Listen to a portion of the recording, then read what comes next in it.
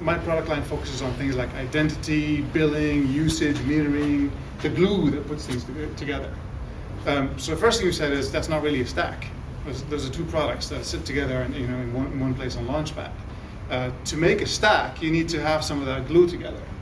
One of the first things we wanted to start tackling is we said, look, we have an API for authentication in Rackspace. We use that with our APIs and with our cloud services. So let's start that project in OpenStack as well and get that and put that same API out there and open source it. So we floated the idea out among a number of people. The first approach we took was let's talk to the individual project teams and see how we can kind of start working on their projects. The first thing we experienced was a lot of resistance to a little bit of background. So a lot of the teams that work on identity at Rackspace work in Java. And in the identity space, actually, Java is one of the most common languages out there. So we said, look, we got an API, it works, it's out there. We want to kind of start integrating that with your projects with Swift and with Nova. Would you please, write some middleware that works that way? No, right? Nobody wants to do that. I said, okay, how can we participate? They didn't want to do that because. Well, the idea of like an architecture team at Rackspace coming saying, here's an API, kind of. Would you implement that was not it just didn't fit the culture, I think, of how those teams work. So we found out quickly that the only way we could communicate with them was not English, architecture diagrams, UML, or any of these things, pure Python. Okay, so we got a bunch of people together. We started prototyping the idea in Python. None of us knew Python at the time. So we kind of bootstrapped a little bit, a basic API based off the Rackspace Authentication API in a small project. Started showing it around to people, and we took it to the summit, I think it was in Santa Clara. Before my time, just barely. Yeah, I think it was Santa Clara. So we took it out there and we started showing people, look, here's one way that we can start to do identity and get feedback from them. The idea started to get some traction. Once it was in Python, they could look at it and they could play with it and see how it worked.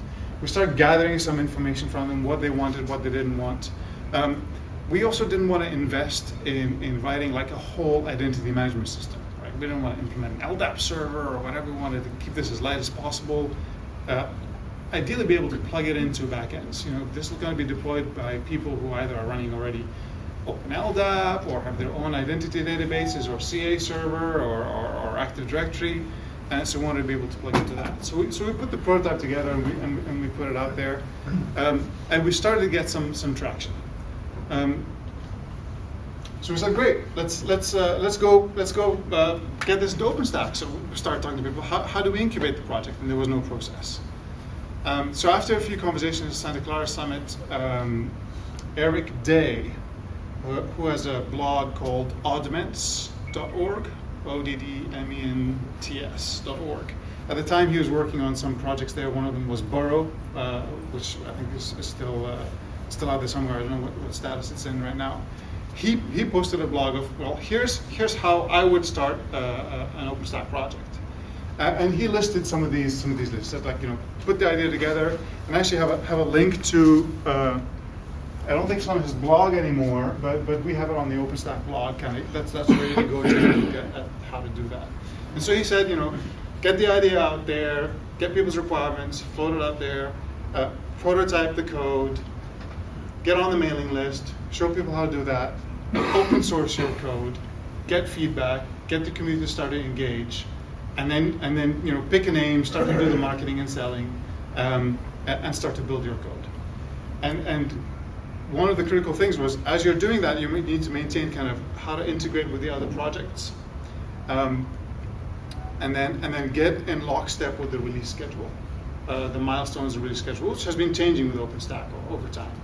And then you go to the board, you go to the policy board, say, we'd like to incubate this project. They'll take a look. They'll schedule you at one of the meetings. You go in. There's an IRC meeting. It's every Tuesday. It's listed on wiki@openstack.org. It's a link off of there. You can get on the agenda anytime by emailing or communicating to the team. And so we got on there. There was a vote on incubation for Keystone. We had spent a lot of time with individual project leads, working with them on integrating it. We got accepted in, and we were in. So we got accepted, I think, right before Diablo, in order to become core in Essex. One of the challenges we had is this started around February of last year. February all through August, we're putting out calls to talk about the API and how it should look like and what it should be. I think we finally settled on what the API should be in August, which was a little bit different than the prototype implementation we had. So between August and September, which is when Diablo released, we were implementing a lot of the API. So the actual implementation was changing even though the API was stable. And I think that's caused a lot of confusion. That was very painful for a lot of people that are trying to integrate in. And when Diablo did ship and we were at the Boston Summit, a lot of people had already deployed the D5 release of Keystone. And so we were already trying to be in lockstep with the releases. So we released D5, which was the first one before Diablo. It went out there, they deployed that, then we released with Diablo, and the API had changed a lot by then, so a lot of people, that broke their implementation, so they couldn't do that. So that was one of the learning lessons. It was very difficult to maintain, evolve the API and still maintain integration, especially with a core project like Keystone, where identity is going to touch all the other projects. So integration was a big challenge. I saw on your laptop you said I love APIs. We love that too, but it's really hard to evolve them in a project like OpenStack, and that was one of the challenges. So we still have people out there that are still running D5, and people running Diablo, different versions, and we have but it's between Diablo and Essex, not much has changed in the API, so it's pretty stable right now. So we're trying to version it. We went back, we wrote a compatibility layer that will handle what clients call in for even if you're used to calling into the D5 release, they'll call the latest Diablo release, they should still work. So we did the best we could there.